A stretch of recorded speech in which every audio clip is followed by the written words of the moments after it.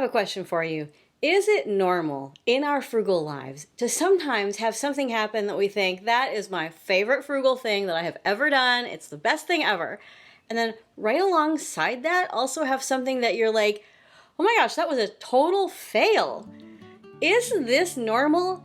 In this video, I'm out to prove to you that not only is it normal, it's something that we really need to be okay with. Frugal living is a journey, and we're gonna have faves, we're gonna have wins, and we're gonna have fails. We're gonna have things that we wish we hadn't done, wish we hadn't bought, and I'm here to talk about all of that with you today. Welcome, I'm Amy, and here at Frugal Over 50, I give you tips and tools for frugal living. Hola a todos! El día de hoy les voy a contar algunos detalles de algunos éxitos y algunos fracasos en mi vida frugal. I want to start out though by acknowledging that for many of us, it is really difficult to normalize failures in our frugal living. We don't want to acknowledge them. We don't want to admit that they are okay, that they're part of our life journey, that it's just going to happen. We tend to think if I have failed in some aspect of my frugal living, I am likely to fail in all aspects. A lot of us want to be perfect, and if you are here watching this video, you may be a little bit like me, you may be a bit of a perfectionist, you may really want to get it right, and you may have significant financial reasons to want to get it right. But I'm here in this video to say, whether it's a small failure or a big win or the reverse, it's totally normal. It's gonna happen to all of us, and I want to lay it all out there for you today, starting with one of my faves, one of my wins in frugal skincare. I love and use this product. It's a CeraVe product that's a very creamy, very emollient moisturizer. I use it on my face, I use it on my body, I use it in the morning, I use it at night, I use it all year round. It has been the best single frugal purchase that I could ever have made. And recently, over at Bath & Body Works, they had a body care sale, and I really loved the smell of this particular lotion called Champagne Toast. It was on a good sale. It's a really good sized bottle, but it doesn't have the active ingredients of CeraVe. And so what I have started doing is taking this, my absolute favorite, and adding a favorite scent in the form of just a little squeeze of my Champagne Toast into the big amount that I use of the CeraVe. This is gonna last me through the fall and possibly through the winter because it's such a good deal. And this I will use as much as I need to and repurchase as often as I can. Combined, I get all of the skincare ingredients I want, and I get a lovely fragrance that lasts for hours and doesn't annoy people around me who might be sensitive because it's so subtle to anyone but me. This is one of my favorite frugal wins that I have had this year, and it might seem small, but I'm really happy about it, and I wanted to share it with you. I have also had a significant fail in the area of personal care, and it has to do with the primer that I use on my face every single day. For years and years now, I have been using the Benefit Pore Primer. It does a couple of things that are really important to me. It provides a mattifying coverage that I really like over moisturizer and over sunscreen. It also helps to make my pores look a little bit smaller, which for me is something that's important, and it doesn't cause any irritation on my skin. So I love all of these things about it. I went into the store where I usually buy it the other day, and I consulted with a professional there, and I asked, is there anything new on the market that might have topped this? Because I've been using it for several years. You never know. These kind of products change and grow, and there might be something new on the market. And the person said, why, yes, there is. There's this wonderful new product from Glow Recipe, a really great brand with great products with wonderful ingredients.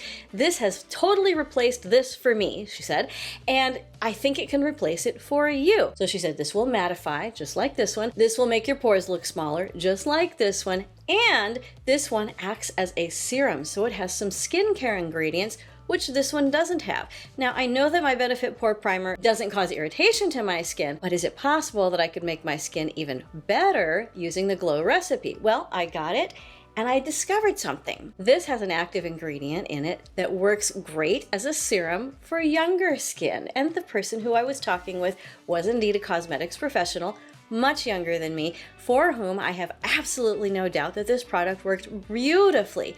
Now on me, this particular product doesn't do what they claimed. Instead, it makes my face a little bit shiny, and sometimes it can be a tiny bit irritating.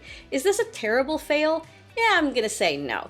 This is an instance where I knew the product that was gonna work for me. I asked a professional about a product that might replace it, and then instead of going home and doing my research about the comparison of the ingredients lists before buying, I just went ahead and bought this.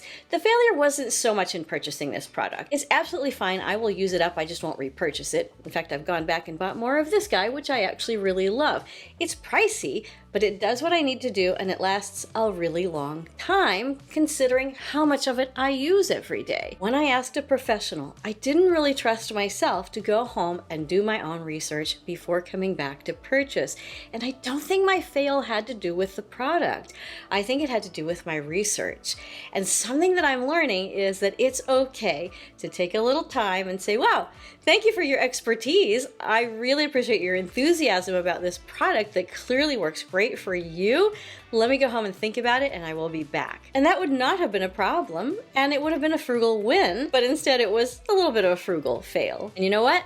That's okay, and that's normal, and I'm moving on. Now, before we move on, if you're getting value out of this video, would you give it a like and subscribe to see more content just like this, and hit that notification bell so you'll get notified first of new videos. Let's move on, because a few months ago, I posted a video called Weird Frugal Hacks. I'll link it up above and down below in case you haven't seen it. It is the most viewed video on my channel, and I learned something from it. In that video, I announced that in my bathroom, I use this, a towel, as a bath mat. And this at the time was not a frugal fail for me. The funny thing was, there were a lot of people who commented saying, I don't know why you think that's a weird frugal hack. I've been doing that forever. And just as many people who said, this is not really safe. You should probably stop doing this. And they were basically saying, you know, you're a woman in your 50s. What if you slip and fall? Now, this has not been a fail for me. It was a very useful tool. However, some of you recommended looking for a bath mat that looks like a towel but has a little grippy thing on the back. And I did, and I found it. Ta-da-ta-da-ta-da! So this is something I found at my local big box store, and let me show you. The back has just a little bit of a grippy thing. The front has this nubby terry cloth. This was not expensive. It's about the size of the towel that I had. And I am not giving myself a total frugal fail for having previously used a towel as a bath mat. Obviously not. But I am giving myself a frugal fave and a frugal win for listening to people who said to me, be careful, be safe, and look for a solution that works maybe a little bit better at your age, my darling. And I want to thank you for helping me find a frugal fave and a frugal win. And I want to say that, again, it's not just about the product. It's about sharing our frugal wisdom. It's about sharing things that we normally do and how we can do things maybe a little bit differently, maybe as we get older or if our life circumstances change, so that we can do it a little bit better, but without spending significantly more money. If I were continuing to use the towel now, I would have to say I was probably doing a bit of a frugal fail, although, you know, not the worst thing. But because I'm using this wonderful towel-style bath mat, I really feel like I've had a frugal win, and I have you to thank for it. Thank you. Next up, I have a frugal fail and a frugal win in the kitchen, and this has to do with cookware. You all know, if you watch my videos, I have a recent one that you all loved a whole lot on what I eat in a week. You know that I like to cook, I like to serve food to myself, I love to eat well. In fact, as I sat down to record this video, I got really excited about what I'm gonna eat when I'm done. So I love cooking, I love eating. I'm calling this a tale of two skillets. Can you see them? This one's a new one. This was an old one. If you've been watching my videos for a while, you probably recognize this one because I've been using it a lot. But whether you've been watching or not, you probably don't recognize this one because I haven't used it. And it seems ridiculous to not use it. It's beautiful. Look at this. It's a nice size. It's a nice depth. Look at this gorgeous handle. It has a pretty lid that's glass. It even has a pour spout. What could be better? Here's the problem. I bought this beauty without reading too many of the reviews, and I just thought it looked pretty, so I'm gonna buy it. And it's not that expensive. And something is wrong with it. It makes my kitchen and my house smell really, really bad, and it gives me a headache, and it makes me nauseated. And so I don't even think I can donate this. I don't think it would be safe. And I used it a few times before I realized what was going on. And unfortunately, because I don't cook in that large of a quantity that often, the return period had passed, and I think I just have to get rid of this. This was a real frugal fail and a real disappointment, I have to say, because I thought it was going to be a win. But did I do my research? A common theme here. No, I didn't do so much research. On the other hand, this oldie but goodie is hardly, if at all, scratched. She's old, but she still cooks, and in fact, she's going to be cooking for me when I'm done recording this video here, because I have something I want to eat that needs to be cooked in here. She doesn't fail, nothing ever sticks on her, and I can use a variety of lid sizes that I already have for other pans. She didn't cost me anything. In fact, she was a gift from a friend when I moved into my house. It was a donation. It was a skillet size that they didn't need anymore, and so I got to use it. And so it came from a family where it was loved to my family of me, where I love it very much. This is one of my favorite frugal wins of the entire year 2023, this skillet, and I'm so happy that I have it. In fact, I have looked to see if I can find a new one that's this size, this depth, this shape, and I can't find anything, so I'm gonna keep it as long as I can.